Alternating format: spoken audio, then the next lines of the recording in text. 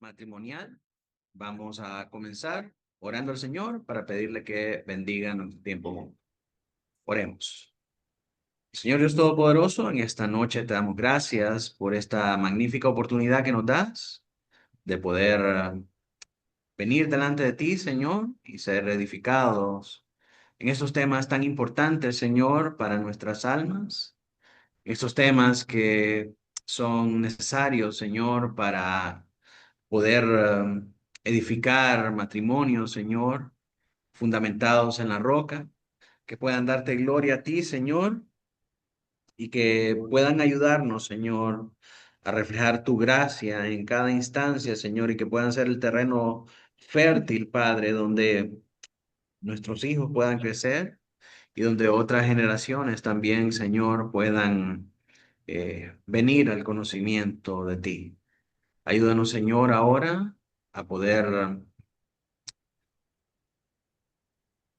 ser edificados por tu palabra, a poder, Señor, por medio de ella, identificar nuestras falencias, identificar, Señor, nuestras necesidades y poder, Señor, ir a ti y agarrar, Señor, de esas herramientas preciosas que tú nos has dejado en tu palabra para poder, Señor, eh, corregir todo lo deficiente y para poder, Señor, ir en pos de ti.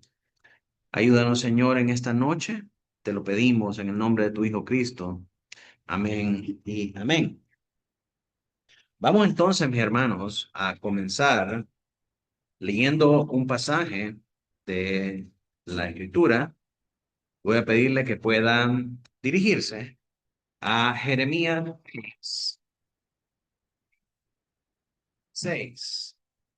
Jeremías 6, verso 16. Dice así la palabra del Señor. Así dijo Jehová: paraos en los caminos y mirad y preguntad por las sendas antiguas, cuál sea el buen camino, y andad por él, y hallaréis descanso para vuestras almas. Mas dijeron: no andaremos. Y este pasaje nos recuerda a nosotros, mis hermanos, que Dios constantemente está invitando a su pueblo para que pueda detenerse, para meditar y para examinar sus caminos, para saber si van en la dirección correcta. Y esto es porque es muy fácil salirse del camino recto, del camino verdadero, a causa de las distracciones externas, de los deseos desenfrenados de nuestros corazones y las influencias malignas que rigen este mundo que está quebrantado por el pecado. Al mismo tiempo, Él nos promete en este pasaje que haciendo eso, nosotros vamos a poder, por medio de esto, retomar el rumbo y vamos a encontrar también descanso para nuestras almas. Y ese descanso es algo que es altamente valorado en estos tiempos, ¿verdad? En esta época que vivimos en un constante frenesí, en un ritmo de vida acelerado y todo es para allá. Estamos bajo el yugo de la tiranía de lo urgente, ¿verdad? Encontrar descanso para nuestras almas es una promesa muy valiosa para nosotros. Debería ser para nosotros entonces, siendo que hay un beneficio tan tangible, debería de ser una práctica constante para que nosotros podamos examinar nuestros caminos y ver que si hay algo que estamos haciendo mal, podamos corregirlo para que podamos seguir transitando por este camino correcto que nos lleva hacia el descanso de nuestras almas. Y este concepto, que no solamente es bíblico, sino que también está profundamente ligado al espíritu de la reforma, es de ahí de donde proviene la frase semper reformanda, de que la iglesia siempre tiene que estarse reformando o restaurando de acuerdo a la palabra de Dios. Esta reforma o restauración debe abarcar todas las áreas de nuestra vida, incluido y principalmente nuestro matrimonio.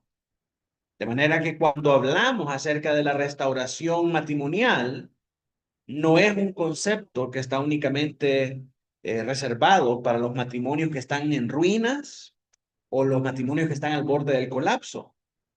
Esta restauración es para todos. Primeramente, para los que creen que están bien, pero cuando vienen y se examinan a la luz de la Escritura, se dan cuenta, ¿verdad?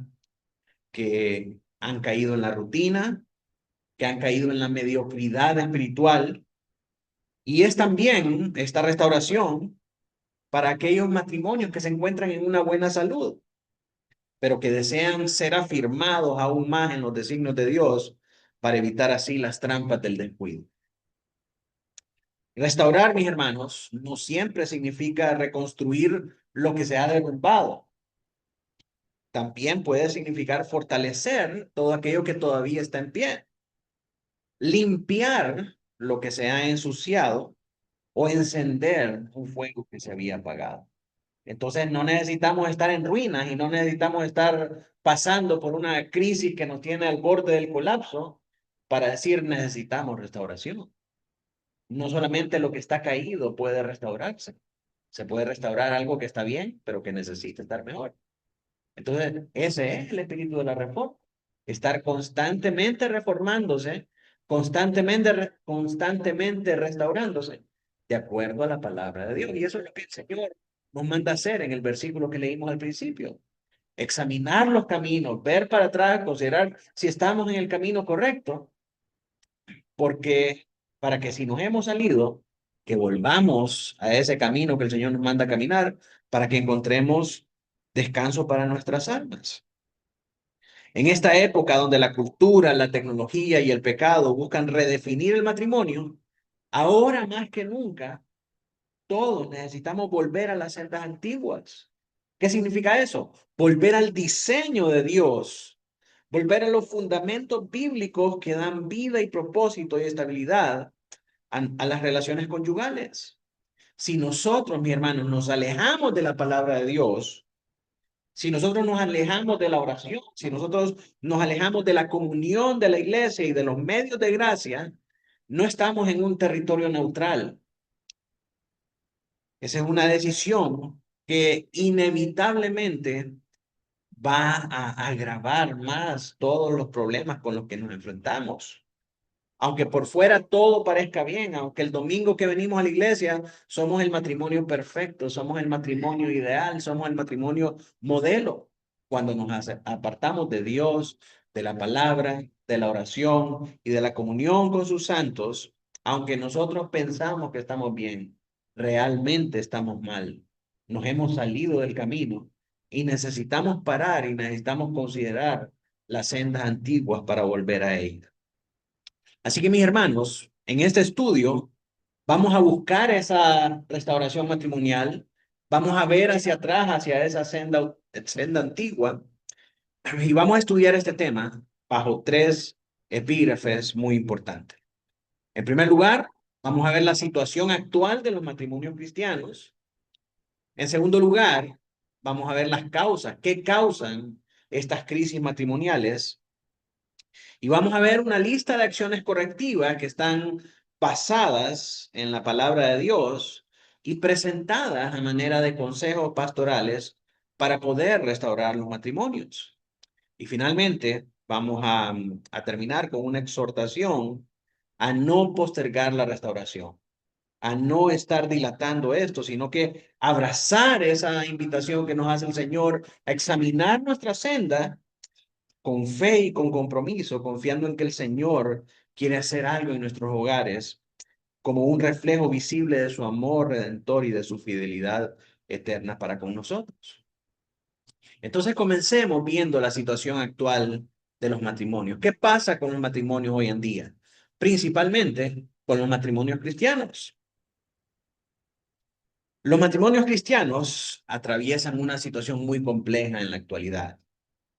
Según un estudio que fue realizado por Barna Group, que es una empresa que se dedica a hacer estadísticas, encuestas cristianas, y estas estadísticas se hicieron, o este estudio se hizo a petición de una organización que se llama Marriage Helpers, que ayudan a los matrimonios en crisis en el 2021.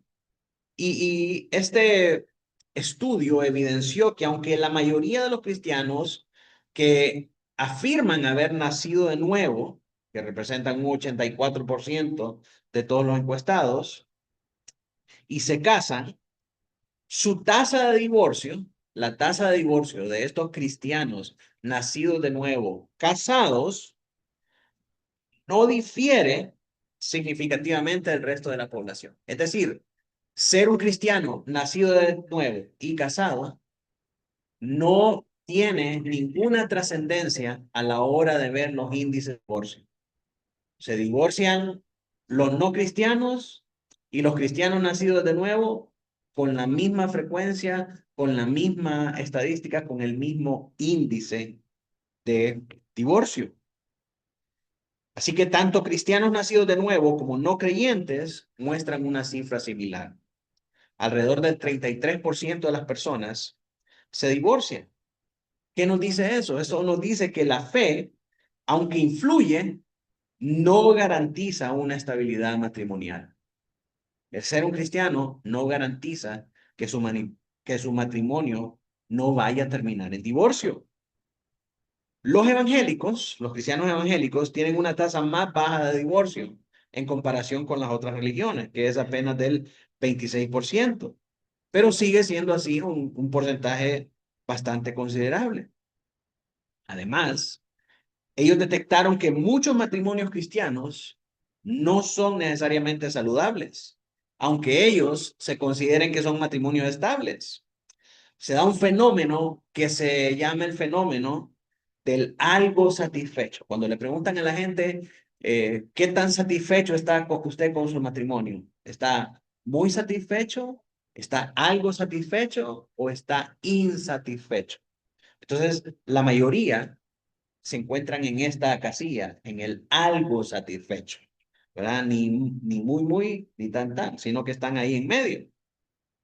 Y así se describen los matrimonios donde existe una aparente estabilidad. Ellos piensan que están bien, pero están algo insatisfechos.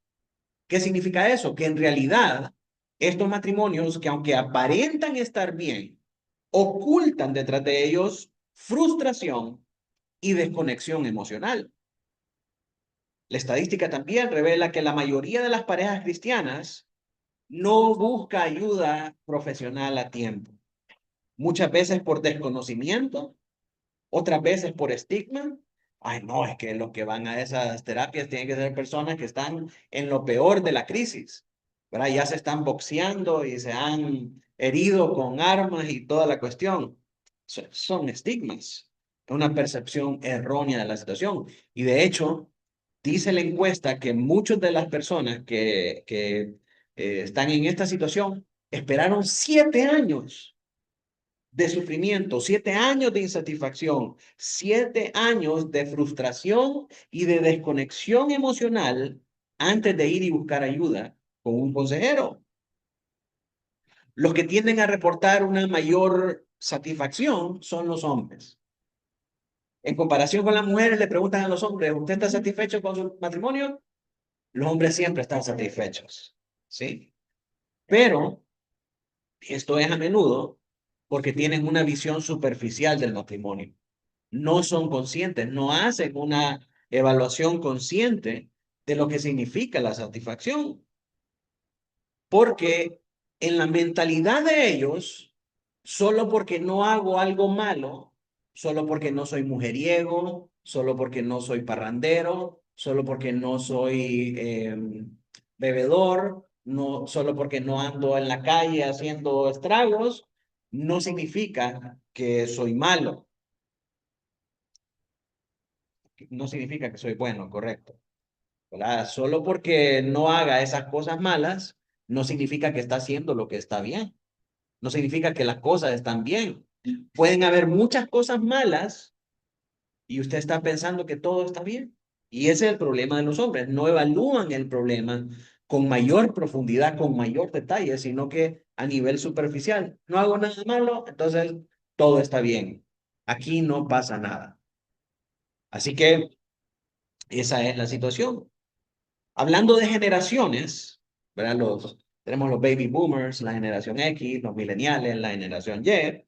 La generación que más se muestra insatisfecha es la generación X. Es decir, las personas que están entre 40 y 50 años de edad. Y esto es debido al estrés del trabajo y a las exigencias propias en esta etapa de la vida. Los chicos están creciendo en una edad adolescente, algunos ya en universidad, y eso genera que haya insatisfacción en el matrimonio. Y el estudio concluye que aunque el matrimonio sigue siendo altamente valorado en la comunidad cristiana, muchos matrimonios están ahorita al borde de la intervención. Y hermanos, estoy hablando de matrimonios cristianos. Están al borde de la intervención. Necesitan ser intervenidos por un consejero que les diga, están mal. Necesitan crear conciencia emocional y apoyo intencional para evitar un deterioro silencioso y para fortalecer su relación conforme a los principios del Evangelio.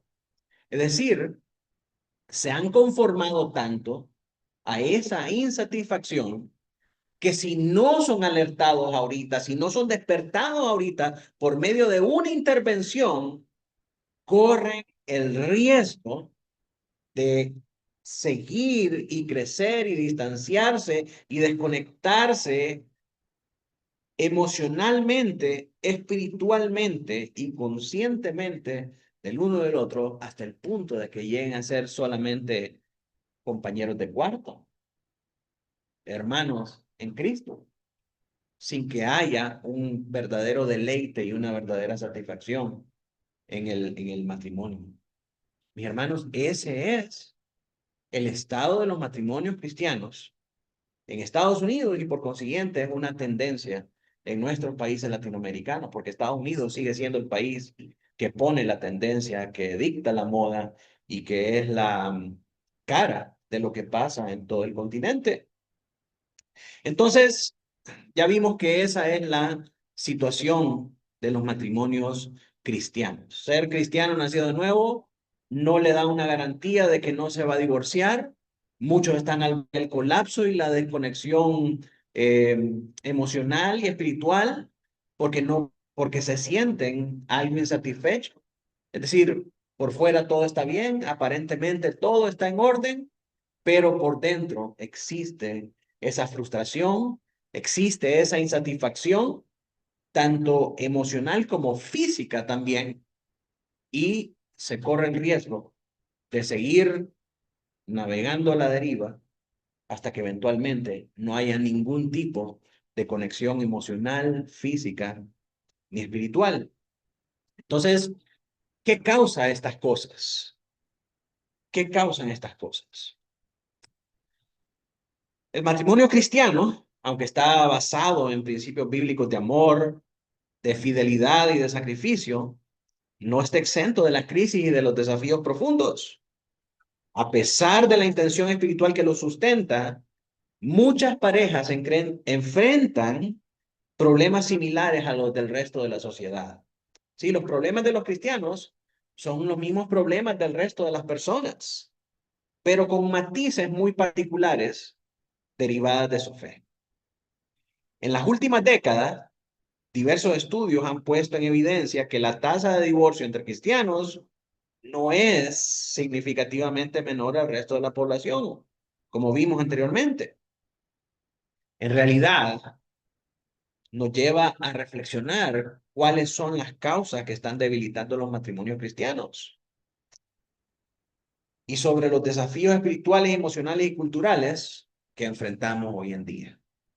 El primero de ellos es una expectativa idealizada del matrimonio y una presión religiosa. Vamos a enumerarlos todos estos y vamos a ir desarrollándolo cada uno de una manera más profunda.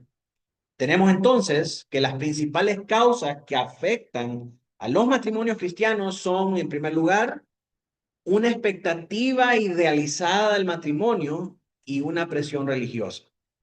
En segundo lugar, egocentrismo y problemas espirituales. En tercer lugar, el pecado no confrontado. En cuarto lugar, una cultura injerencia de la cultura digital y de las redes sociales. Y en quinto lugar, la falta de prioridades claras. Hablemos entonces acerca de las expectativas idealizadas y de la presión religiosa. Una de las principales fuentes de insatisfacción matrimonial dentro del cristianismo es la existencia de estas perspectivas irreales sobre el matrimonio. Muchos creyentes esperan que casarse significa vivir un matrimonio perfecto. Casarse en la fe significa vivir un matrimonio perfecto, solo por el hecho de que son cristianos, solo por el hecho de que están cimentados en la fe. Ser cristianos y estar casados y haber hecho las cosas en orden con la bendición de un pastor en una iglesia y toda la cuestión, para muchos creyentes significa que no van a tener problemas, que no van a enfrentar crisis que los lleven a experimentar esta insatisfacción y eventualmente al divorcio. Esta visión idealizada acerca del matrimonio, lejos de preparar a las parejas para poder enfrentar conflictos naturales de toda relación, les impiden aceptar imperfecciones y dificultades normales. Les impiden ver que en el proceso de contraer el matrimonio hubieron cosas que se dejaron fuera, hubieron cosas que no se hablaron, hubieron cosas que tenían que haberse cambiado para no llegar a este momento de crisis. Además, dentro de algunas comunidades cristianas, existe una presión cultural que obliga a los matrimonios a que tienen que mantener una imagen de perfección por ser cristianos. Ustedes son cristianos, ustedes no se pueden divorciar, ustedes no pueden dar testimonio de que las cosas están mal en su vida, tienen que venir a la iglesia y tienen que poner cara bonita porque ustedes son cristianos, fundadores de la iglesia, esto aquí y esto allá. Y esas son las presiones sociales que llevan, en lugar de arreglar las cosas, a empeorarlas. Porque si un matrimonio está pasando por crisis, tiene que venir a la realización de que necesita ayuda, necesita intervención y estar guardando una careta de que todo está bien, todo está bonito y que somos los cristianos perfectos, más bien empeora las cosas. Esta apariencia, que solamente muchas veces solo es superficial, impide que las parejas puedan pedir ayuda por temor al juicio o al estigma. Pero si es el matrimonio del pastor, o si así está el matrimonio del pastor, ¿cómo van a estar los otros matrimonios? Pero si es el matrimonio del diácono, si es el matrimonio de los hermanos que han sido columna y baluarte de la iglesia, ¿cómo estarán los otros matrimonios? Ese estigma nos impide aceptar las imperfecciones y las dificultades normales, favoreciendo en lugar de eso, en lugar de, no, en lugar de normalizar que se necesita la ayuda, más bien lo que hace es que promueve un ambiente de aislamiento emocional. No digamos nada, callémonos y no compartamos esto con nadie, porque eso solamente es de nosotros. No podemos proyectar ante la iglesia una imagen diferente a lo que la gente piensa de nosotros como matrimonio cristiano. Asimismo, la interpretación rígida de los roles bíblicos puede generar desequilibrios en la relación. Cuando el liderazgo del hombre y la sumisión de la mujer se entienden de una manera autoritaria y legalista, se generan resentimientos, se genera opresión y se genera falta de comunicación que desvirtúa el verdadero modelo sacrificial mutuo que es presentado en la Escritura. Así que, mis hermanos, estos estigmas, estas preconcepciones de que la mujer debe ser así, el hombre debe ser así, el matrimonio tiene que verse de esta manera delante de la iglesia, en lugar de buscar ayuda, hace que las personas se aíslen y no quieran abrirse, no quieran recibir la ayuda del pastor, la ayuda de líderes, consejeros y de personas que verdaderamente pueden intervenir y ayudarles a solucionar su problema. Pensar que la mujer se tiene que sujetar al marido y que no tiene la autorización de ir y hablar al pastor acerca de las cosas que están pasando en la casa son preconcepciones idealizadas, machistas, rígidas y legalistas que impiden que sus matrimonios puedan ser eh, atendidos y que puedan encontrar una solución a la insatisfacción en sus vidas. Así que esa es la primera causa, las expectativas idealizadas y la presión religiosa por aparentar una careta falsa en la iglesia, ¿verdad? En segundo lugar, el egocentrismo, la falta de sacrificio y los problemas espirituales. Aunque el mensaje cristiano promueve el amor sacrificial, promueve el servicio mutuo en la práctica, muchos matrimonios sufren a causa del egocentrismo. Esto es, cuando los cónyuges están enfocados más en qué reciben, qué me dan a mí, qué voy a ganar yo, qué voy a tener yo acerca de esto. Están más enfocados en eso, en mi satisfacción, en qué me vas a dar a mí, en qué voy a recibir yo, en lugar de dar. Y de esa manera la relación se vuelve desequilibrada. También la falta de perdón, el orgullo y la resistencia a ceder control son barreras importantes que impiden la reconciliación. Ella fue la que me gritó. Ella fue la que faltó a la relación. Él fue el que falló. Él fue el que hizo tal cosa. Él fue el que se fue. Él es el que tiene que venir a pedir perdón. O él es el que está enojado. No soy yo. Esas son muestras de orgullo que impiden que haya una verdadera reconciliación. En muchos casos, el mandato bíblico a morir a uno mismo no se aplica en la cotidianeidad del hogar. Y eso lleva a un distanciamiento emocional y al resentimiento, a que se albergue en el corazón una raíz de amargura que termina en resentimiento y termina apartando a las personas y termina creando una falta de conexión espiritual, emocional y física. Otro aspecto crucial es esa misma desconexión espiritual entre los cónyuges de la que venimos hablando. Muchos matrimonios no cultivan una vida de oración ni de estudio bíblico en común, lo cual debilita la unidad y la intimidad espiritual. La ausencia de este fundamento los deja vulnerables ante las presiones externas e internas. Así que, ¿cómo vamos ahí en el examen? En tercer lugar, el pecado no confrontado y la erosión de la confianza. Uno de los factores más devastadores en los matrimonios cristianos es la persistencia de pecados no confesados y no tratados.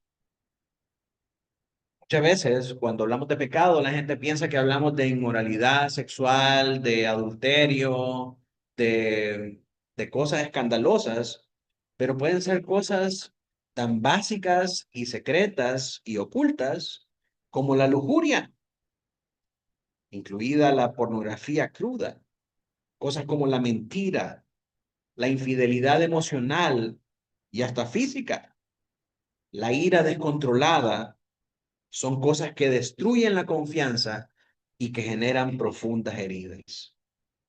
El impacto de estas fallas, mi hermano, no solamente es emocional, sino que espiritual también, porque socava el sentido de pacto que define el matrimonio cristiano. El matrimonio cristiano es un pacto hecho entre dos personas para amarse, para servirse, para cuidarse, para respetarse de la misma manera, emulando ese amor, ese respeto, ese cuidado del Señor Jesucristo con la iglesia. Y es un pacto que se hace delante de Dios. Entonces, cuando fallamos de esta manera, nosotros estamos fallando y estamos socavando ese pacto que define el matrimonio cristiano. ¿Se imaginan ustedes a Jesús haciendo todas esas cosas con la iglesia?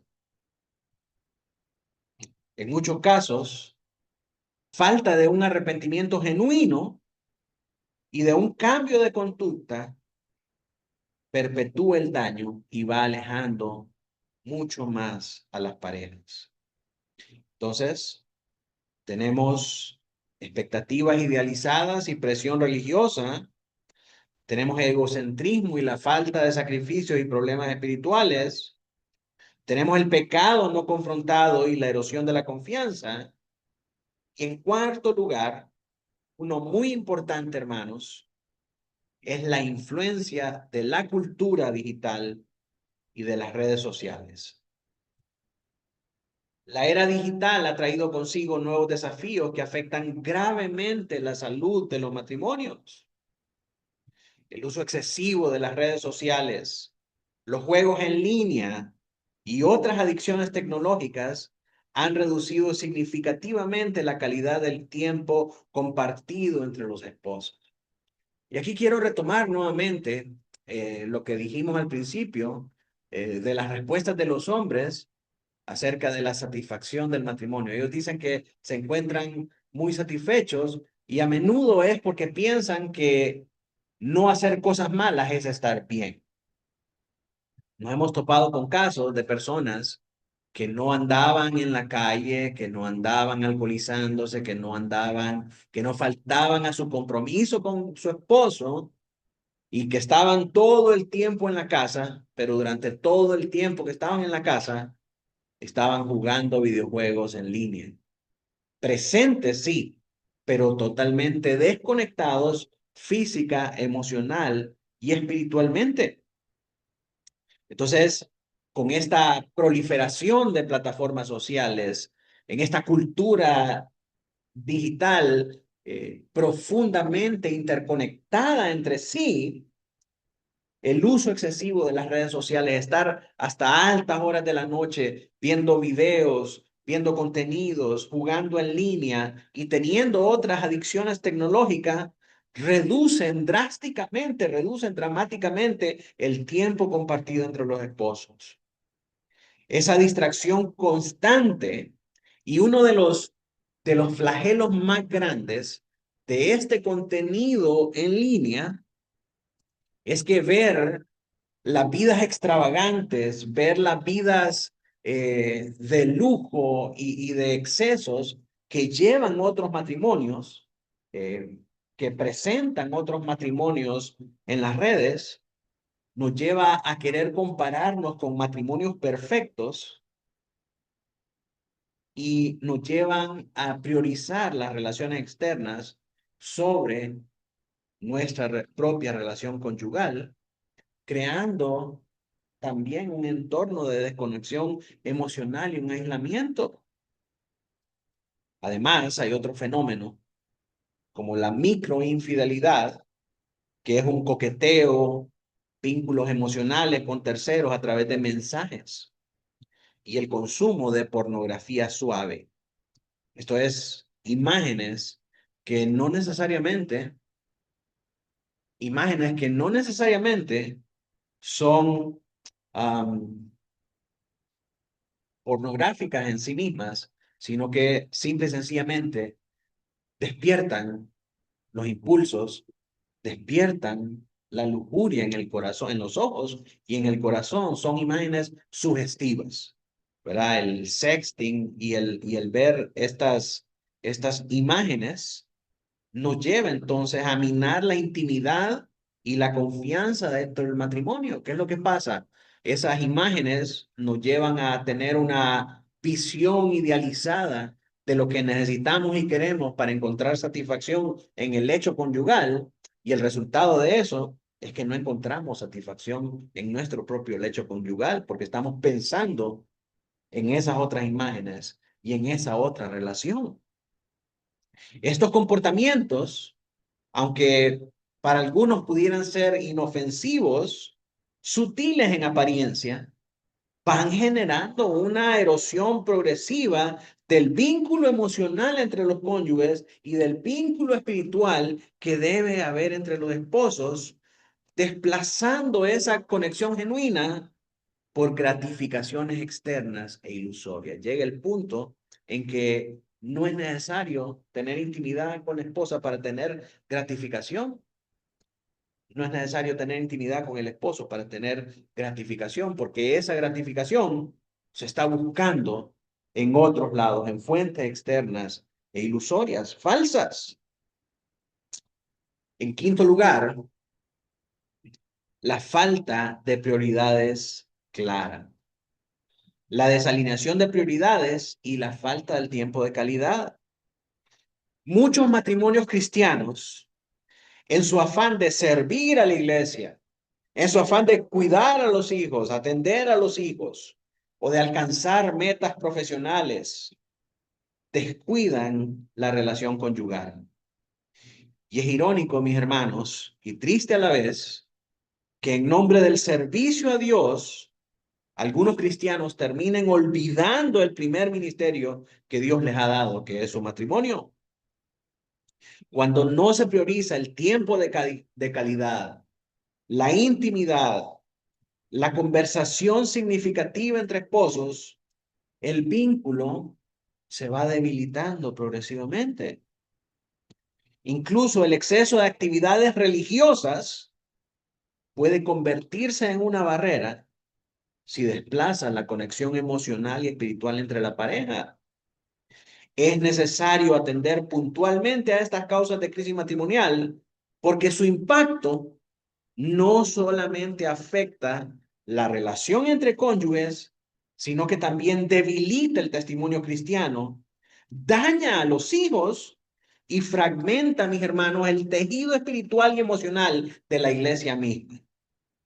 Ignorar o minimizar estos problemas conduce a matrimonios insatisfechos, conduce a hogares disfuncionales, con hijos disfuncionales, con adultos disfuncionales que no quieren ni casarse, ni ser cristianos, porque el ejemplo que vieron del matrimonio de sus padres es sumamente traumático y nocivo. No quieren revivir lo que vivieron en sus casas. Dijeron, mis padres eran cristianos, estaban casados, servían en la iglesia, pero su relación matrimonial era de total insatisfacción, desconectados espiritualmente, desconectados emocionalmente y desconectados físicamente. En la casa parecían desconocidos, parecían compañeros de cuarto nada más. Aunque en la iglesia proyectaban ser una cosa, en la casa eran otra. Y muchos de esos jóvenes llegan a su edad adulta diciendo, yo no quiero vivir lo que vi en mi casa.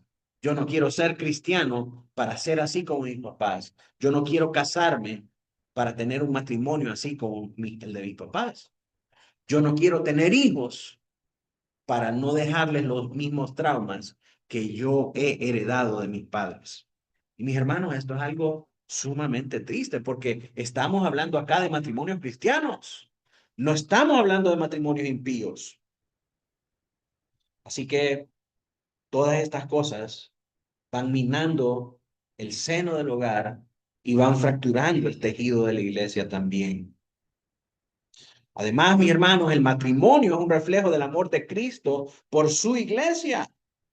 Y cuando la institución del matrimonio es descuidada, se distorsiona el mensaje del evangelio en la sociedad. Por eso es necesario, es fundamental enfrentar con sinceridad, con humildad y con una acción intencional los desafíos matrimoniales, buscando una restauración mediante el acompañamiento pastoral, el discipulado relacional y la gracia transformadora de Dios. Ahora, este es el diagnóstico, ¿verdad? Vimos la situación como está, vimos qué lo causa y ahora miremos cómo respondemos. ¿Qué hacemos? ¿Cómo podemos evitar estas crisis? ¿Cómo podemos solventar esta situación. En la era digital, donde los matrimonios cristianos enfrentan estos desafíos titánicos que ya hemos mencionado, se vuelve indispensable responder con una visión bíblica clara y restauradora. Ignorar estos factores o alejarse de Dios, alejarse de su palabra, alejarse de los medios de gracia, alejarse del acompañamiento de la iglesia local, solamente agrava los conflictos y deja a las parejas vulnerables al pecado. Usted está padeciendo de tentaciones de lujuria, apártese de la iglesia y va a terminar cayendo eventualmente en ese pecado. Va a terminar eventualmente cayendo en adulterio. Apartarse de Dios, apartarse de su palabra, apartarse de la oración, apartarse de la iglesia, mis hermanos, es lo peor que nosotros podemos hacer. No hay respuesta para nosotros lejos de Cristo, fuera de Cristo. Nos volvemos vulnerables al pecado, nos volvemos vulnerables a la mentira, a las mentiras del diablo, a la desilusión y al deterioro relacional. Cuando nos alejamos de la iglesia a causa de nuestras tentaciones, a causa del pecado, comenzamos a tener nociones falsas de Dios, del cristianismo y de la iglesia. Puedo ser cristiano sin congregarme. Los hermanos no quieren a nadie más que a ellos mismos. Ningún hermano me ha ayudado en esta crisis. Sí, comenzamos a tener ideas falsas, pecaminosas, distorsionadas de lo que es la vida cristiana y de lo que es la salvación. Por eso, mis hermanos, no tenemos que apartarnos si nosotros queremos encontrar una respuesta a nuestros problemas. El Evangelio de nuestro Señor Jesucristo ofrece una esperanza única y poderosa, que si nos arrepentimos, que si nos rendimos a sus principios bíblicos y a la dependencia del poder transformador de Dios a través del Espíritu Santo, es posible sanar y es posible fortalecer a los matrimonios. Por eso es urgente que la iglesia pueda recurrir al acompañamiento pastoral sincero y compasivo. No cuando suceden las crisis, sino que antes, cuando comienzan esas desconexiones, cuando comienzan esos impulsos, esas tentaciones a apartarnos y a llevarnos por ese camino distorsionado e ilusorio, en ese momento, ese es el momento de buscar ayuda. La iglesia debe recurrir a ese acompañamiento pastoral sincero y compasivo. Debe confesar sus pecados. Debemos promover una cultura de confesión de pecados y del discipulado para poder lograr la restauración espiritual. Entonces quiero presentarle con algunas acciones correctivas que todo matrimonio cristiano tiene que considerar, no como una fórmula mágica. Sí, esta no es la fórmula mágica y definitiva de cómo superar las crisis. ¿Verdad? Este es cómo caminar en obediencia, cómo volver a la senda antigua, cómo volver al camino del que nos hemos apartado para honrar el pacto sagrado que Dios ha establecido como matrimonios. Y de nuevo, esta no es una lista definitiva, pero sí es una lista útil que en la práctica nos ha resultado a la mayoría de los que hemos pasado por estas crisis y hemos podido salir avantes echando mano de estos medios de gracia. Entonces, en primer lugar, debemos reconocer nuestra condición ante el estándar bíblico. Debemos constantemente, hermanos, compararnos ante lo que dice Dios acerca del matrimonio y acerca de nuestro rol como esposo o como esposa. Así que el primer paso para la sanidad matrimonial es reconocer la realidad del estado espiritual y emocional del matrimonio. Y esto implica, mis hermanos, que esa comparación no debe ser en base a otro matrimonio. Vamos a evaluar nuestra situación, pero vamos a evaluarnos en comparación con los otros hermanos de la iglesia. En comparación con los otros hermanos de la iglesia, nosotros estamos bien, nosotros estamos belleza, estamos calidad. No, ese no es el estándar. El estándar con el que usted se tiene que comparar es el estándar bíblico. Lo que dice la Biblia acerca del matrimonio, acerca de la función del esposo, acerca de la función de la esposa, usted tiene que preguntarse, ¿es verdaderamente mi matrimonio una representación de Cristo y la iglesia? ¿Soy yo como hombre un verdadero siervo sufriente como el Señor Jesucristo para mi esposa y para mis hijos? ¿Soy yo como representación de la iglesia sujeta a mi esposo, sujeta a mi cabeza en amor, en sacrificio y en servicio como lo es la iglesia para Cristo? Efesios 5, 25 al 28 llama a los esposos a amar a sus esposas como Cristo amó la iglesia.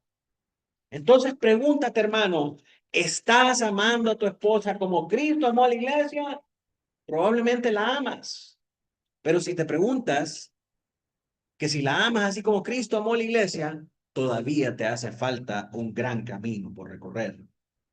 Y de eso se trata, estar viendo cuánto nos hace falta. Y probablemente nunca lleguemos. Bueno, de hecho, nunca vamos a llegar, pero definitivamente vamos a avanzar y no vamos a seguir siendo lo que éramos antes. Y las esposas deben someterse a sus maridos como la iglesia a Cristo, nos dicen los versos 22 al 24. Hermana, entonces pregúntate, ¿te estás sujetando en amor, en honestidad, en servicio a tu esposo como la iglesia al Señor Jesucristo? Si no, también te hace falta un camino largo por recorrer y nunca vas a estar tan alto que ya lo alcanzaste todo. Pero sin duda, no serás como fuiste cuando empezaste. Esta comparación no permite excusas ni justificaciones basadas en lo que los demás hacen. Pero es que yo hago lo que miro al pastor hacer. Es que yo hago lo que miro al diácono hacer. Es que yo hago lo que miro al líder hacer. No, esta es una evaluación consciente y personal en base a los estándares bíblicos. Esa es la verdadera medida. El Salmo 139 del 23 al 24 dice, examíname, oh Dios, y conoce mi corazón, pruébame y conoce mis pensamientos y ve si hay en mí camino de perversidad y guíame en el camino eterno. El verdadero cambio comienza con un autoexamen sincero a la luz de la palabra. Por eso no debemos descuidar la palabra. Por eso no debemos descuidar la oración. Por eso no debemos descuidar congregarnos con nuestros hermanos. Porque el mundo, nuestros amigos, nuestros vecinos, los compañeros de parranda nos van a dar estándares idealizados, completamente alejados de la realidad. Tus amigos te van a decir, pero tú eres un buen hombre. Yo miro que tú eres un buen cristiano. Esa mujer debería de dar gracias por tener a un santo como tú. Ese hombre debería de dar gracias de tener una mujer tan sujeta y piadosa como tú. Eso es lo que nos van a decir los del mundo. Pero cuando nosotros dejamos que sea Dios a través de su palabra que evalúe nuestro corazón, vamos a ver que estamos infinitamente faltos de llegar a ese estándar, que podemos hacer más, que debemos hacer más. Todavía no hemos amado hasta el punto de dar nuestra vida por la iglesia, así como Cristo dio su vida por su amada. Todavía ninguno de nosotros ha dado su vida por su amada. Podemos amar más, podemos hacer más, podemos servir más. Y ese es el estándar. En segundo lugar, confesar los pecados a Dios y a nuestro cónyuge. El pecado no tratado puede llegar a tener consecuencias devastadoras y eternas. Quiero que mire la progresión. Reconocemos nuestra realidad. Debemos reconocer cómo está nuestro matrimonio y cómo está nuestro rol a la luz de la palabra. Y si hemos pecado, debemos confesar los pecados a Dios y a nuestro cónyuge. Y no confesar esos pecados puede tener trascendencia devastadoras y eternas. Hebreos 12, del 15 al 17, miren lo que dice. Mirad bien que no sea que alguno deje de alcanzar la gracia de Dios, que brotando alguna raíz de amargura os estorbe y por ella muchos sean contaminados. No sea que haya algún fornicario o profano como Esaú, que por una sola comida vendió su primogenitura. Porque ya sabéis que aún después, deseando heredar la bendición, fue desechado y no hubo oportunidad para el arrepentimiento, aunque la procuró con lágrimas. El apóstol Santiago también nos dice en Santiago 5:16, confesaos vuestra ofensa unos a otros y orad unos a otros para que seáis sanados. No hay restauración sin confesión genuina y arrepentimiento. La confesión restaura. La confesión nos lleva a recuperar la confianza, rompe la cadena del orgullo y permite que la gracia pueda fluir en el matrimonio. El Salmo 32:5 afirma, mi pecado te declaré, no encubrí mi iniquidad. Dije, confesaré mis transgresiones a Jehová y tú me perdonaste de la maldad de mi pecado. En tercer lugar, debemos hablar las causas de la desconexión y hacer los cambios necesarios. La comunicación abierta y sincera es indispensable. Efesios 4:15 nos llama a decir la verdad en amor. Debemos decir la verdad en amor. Y eso incluye, mis hermanos, compartir las áreas que causan desconexión emocional, espiritual y física. Nuestra generación, particularmente la generación X, fue criada reprimiendo los sentimientos. Nos enseñaron que los hombres no lloran, que uno no puede andar por la vida como nenita diciéndole sus problemas a todo el mundo porque a nadie le importa. Entonces nos volvimos estoicos reprimiendo nuestros sentimientos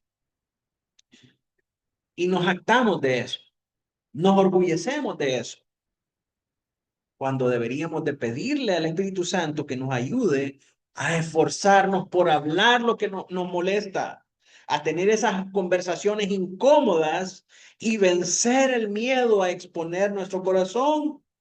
Debemos ser capaces de decir qué nos molesta, qué nos agrada y también qué nos da placer en todos los contextos de nuestra vida y de nuestro matrimonio. Y mis hermanos, esto es algo que es más fácil decirlo que hacer. Todos tenemos problemas con eso, todos batallamos con eso. El punto es que no debemos normalizar eso, que no debemos glorificar eso, no debemos ver eso como una virtud.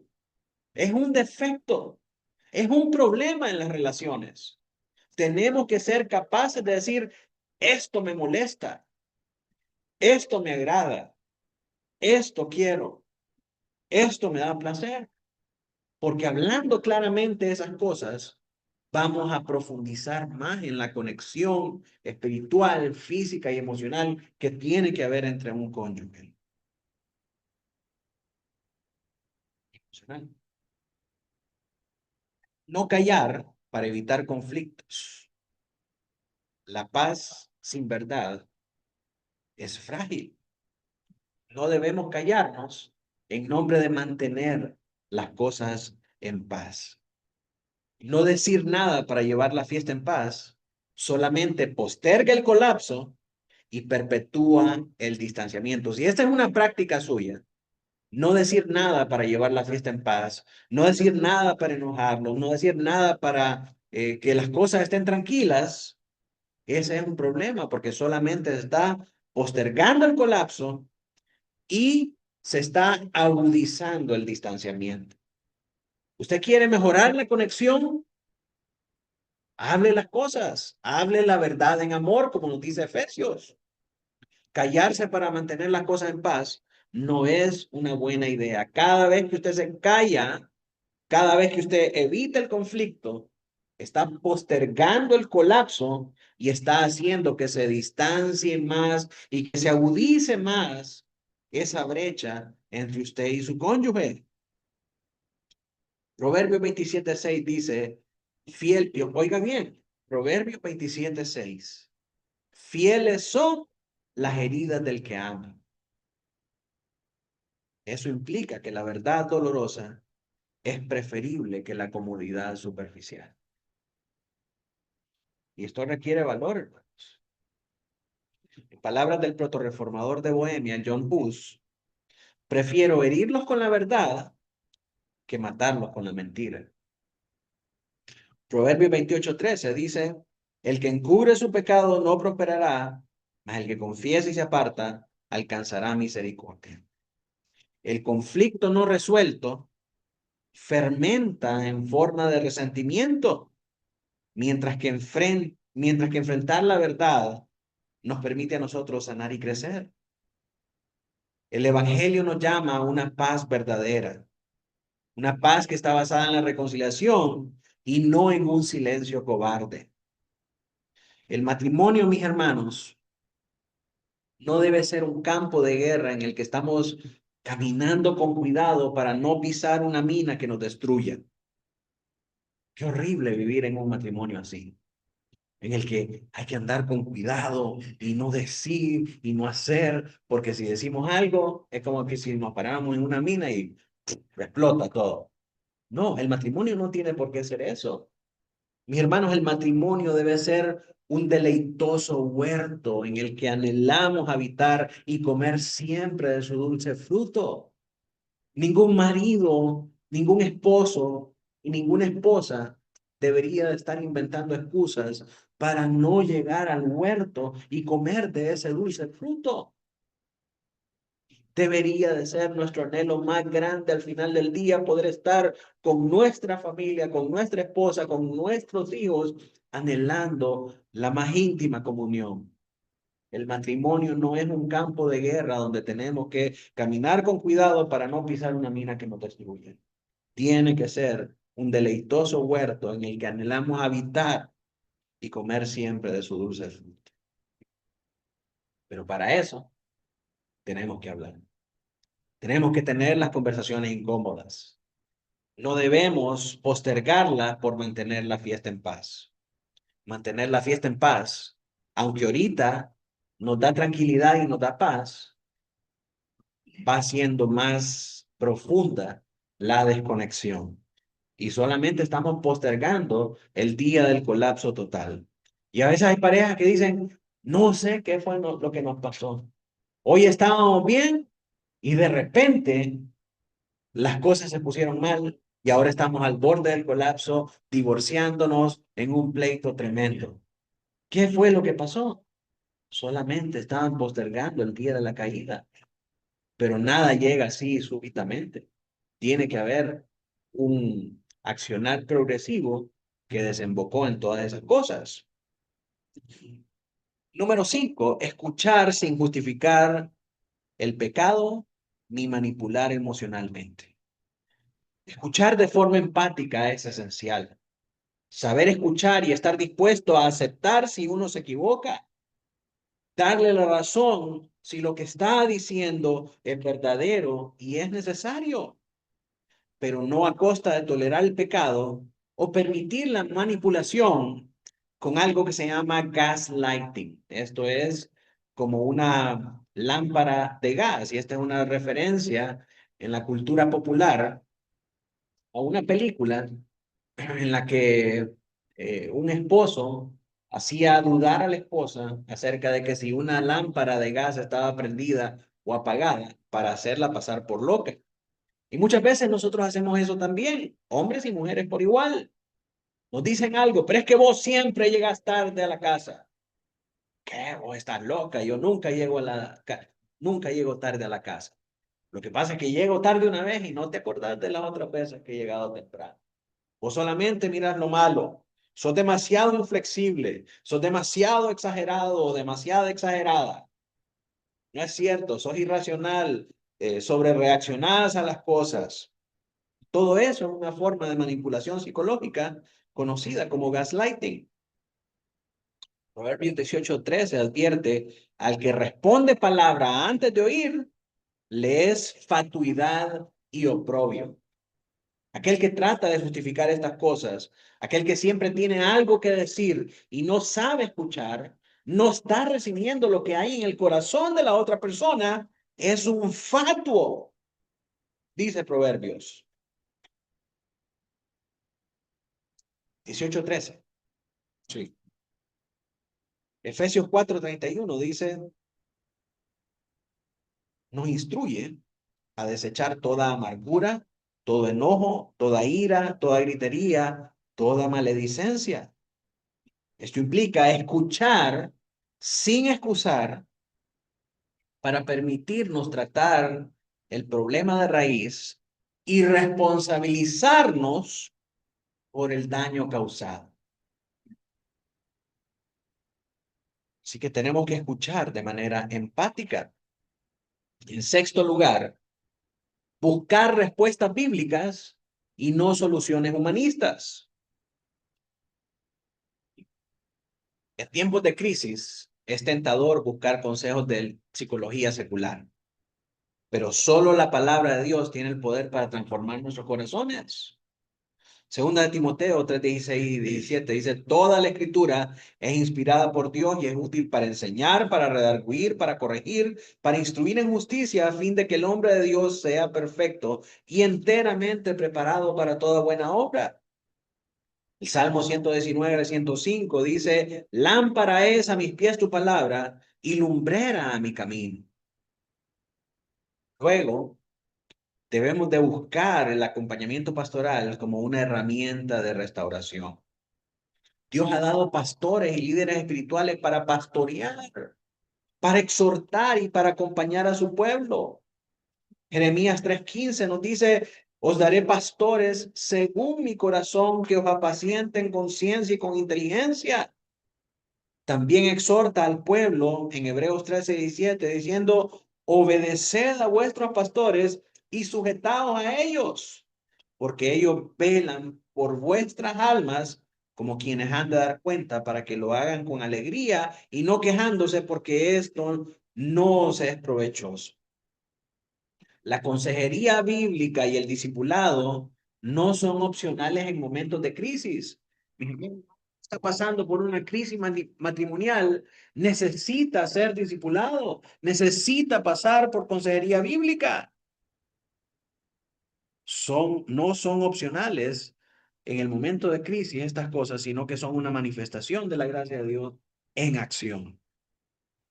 Gálatas 6, del 1 al 2 nos dice, exhorta, dice que nosotros debemos restaurar al hermano caído con espíritu de mansedumbre y llevar uno en las cargas de los otros. Caminar solo es peligroso. Caminar acompañado. Sin embargo, hermanos, tenemos que saber que la consejería bíblica no es mágica, no es una receta mágica, ni milagrosa, ni cortoplacista. No es como que estoy enfermo, estoy en crisis, pastor, necesito una consejería y después de la consejería, ¡pum! Ya arreglamos, ya salimos bien, ya se solucionó el asunto. No, la consejería bíblica no es mágica, no es milagrosa. Tiene como propósito caminar con nosotros para llevarnos a buscar soluciones juntos y comprometernos con Cristo a obedecer su palabra para transformar nuestras vidas. No es como ir a un doctor y que nos dé una receta y con la receta ya salimos del problema. Es un caminar juntos, es llevarnos a poder obedecer la palabra de Dios para encontrar esa transformación en nuestras vidas. Y otra cosa que quiero resaltar, mis hermanos, es que la consejería bíblica es solamente para los creyentes, no es para los incrédulos. Un no creyente, no necesita consejería bíblica. Lo que un no creyente necesita es el evangelio. ¿Por qué? Porque la respuesta a todos los problemas en la consejería provienen de la palabra de Dios. Por eso se llama consejería bíblica. Pero si alguien no cree en Dios ni en su palabra, entonces ¿para qué está buscando consejería bíblica? Necesita primero creer en Dios. Necesita primero creer que su palabra es suficiente para ayudarnos en nuestros momentos de crisis espiritual. En octavo lugar, establecer acciones concretas y comprometerse con los cambios. No basta con lamentarse y decir, ay, sí, estamos mal, necesitamos ayuda. No basta solamente con eso. La obediencia requiere decisiones prácticas. Santiago 1:22 dice, sed hacedores de la palabra y no tan solamente oidores. No es de estar escuchando sermones, no es de estar leyendo libros, no es de estar yendo a consejerías bíblicas, es de salir de esos lugares y poner por obra lo que hemos aprendido. Las parejas deben acordar medidas claras para sanar cosas como el límite del uso de las redes, sobre el trabajo, priorizar a Dios sobre cualquier cosa, comprometerse a no estallar en ira, ser más paciente, aprender a escuchar, orar más, leer más la palabra, cortar amistades nocivas, poner límites con familiares y amigos abusivos que dañan a la familia. Esas son acciones concretas con las que las parejas tienen que comprometerse. Proverbios 16:3 dice, encomienda a Jehová tus obras y tus pensamientos serán afirmados. Noveno, regularmente. Debemos tener compañeros de rendición de cuentas. Y ahí es donde muchas veces los compromisos que se hacen no se llegan a término o no terminan de concretarse porque no hay una rendición efectiva de cuentas. No tenemos un compañero de rendición de cuentas al que podamos decirle, mira, esta semana lo hice, esta semana fallé, necesito ponerme al día, necesito hacer esto, necesito hacer el otro. Tener ese compañero de rendición de cuentas es un medio de gracia que fortalece la perseverancia, nos ayuda a prevenir las recaídas y nos permite evaluar el progreso espiritual y relacional. Hay varios pasajes que nos muestran a nosotros la necesidad de tal compañero. Por ejemplo, Eclesiastés 4, del 9 al 12, dice, mejor son dos que uno porque tienen mejor paga de su trabajo. Porque si cayeran, el uno levantará a su compañero, pero ay del solo, que cuando cayere no habrá un segundo que lo levante. También si dos durmieren juntos, se calentarán mutuamente. Mas ¿cómo se calentará uno solo? Y si alguno prevaleciere contra uno, dos le resistirán. Cordón de tres dobleces no se rompe pronto. Mateo 18:15 nos dice, si tu hermano peca contra ti, ve y repréndele estando tú y él solo. Gálatas 6:1, ya lo leímos. Si alguno fuere sorprendido en alguna falta, vosotros que sois espirituales, restauradle con espíritu de mansedumbre, considerándote a ti mismo, no sea que tú también seas tentado. Santiago 5:16, confesaos vuestras ofensas unos a otros y orad unos por otros para que seáis sanados. La oración eficaz del justo puede mucho. Hebreos 10:24, considerándonos unos a otros para estimularnos al amor y a las buenas obras. Así que necesitamos un compañero de rendición de cuentas para poder concretar todos nuestros acuerdos y todos nuestros compromisos de cambio. Finalmente, hermanos, nutrir la relación con tiempo y atención intencionales. Un matrimonio no sobrevive solamente con corrección, sino que con una inversión constante de tiempo y de atención. Cantares 2:15 dice, cazadnos las zorras, porque las zorras pequeñas echan a perder las viñas. Las pequeñas zorras son esos pequeños detalles que pueden pasar desapercibidos, pero que son una muestra inmensa y única de verdadero valor. Es el descuido de estos pequeños detalles lo que hace que se enfríe el amor. Esas son las pequeñas zorras que echan a perder los viñedos. Debemos cultivar la ternura, cultivar la intimidad, el deleite mutuo. Hacer esas cosas es cazar estas zorras pequeñas para que el amor no se enfríe. Y eso implica esforzarse por volver a hacer las cosas que hacían cuando se enamoraron, las cosas que disfrutaban el uno del otro cuando se conocieron, cuando se cortejaron, antes de tener hijos.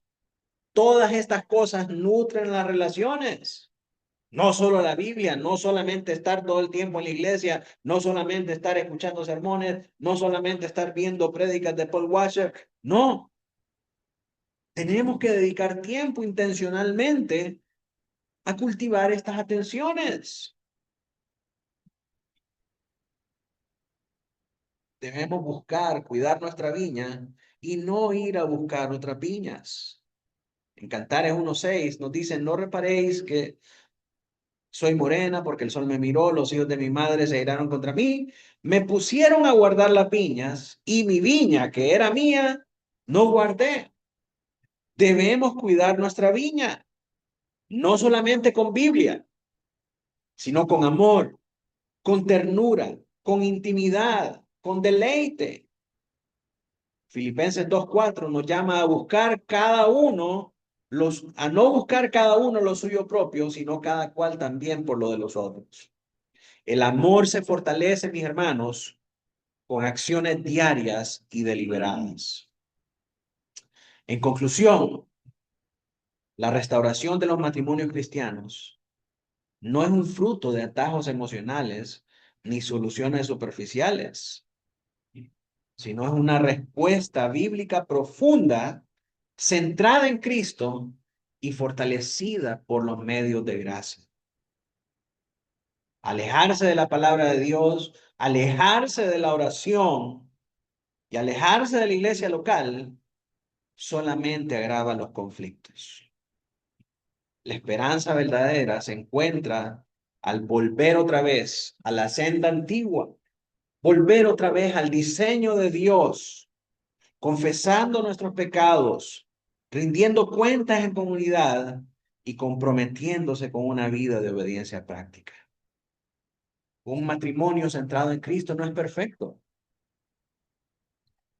pero es un terreno fértil donde la redención, la gracia y el testimonio fiel del Evangelio al mundo puede hacer que nuestros hogares sean esos huertos placenteros que invitan a otros a querer lo que nosotros tenemos y por sobre todas las cosas a nuestros hijos a querer un matrimonio como ese. Que al final de cuentas, hermanos, matrimonios fuertes es igual a iglesias fuertes. Seamos esos matrimonios para la gloria de Dios. Amén y amén.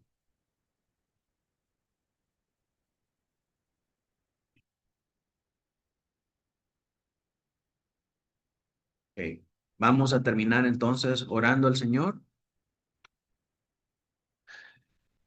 Señor Dios Todopoderoso, gracias en esta noche por tu bondad inmerecida.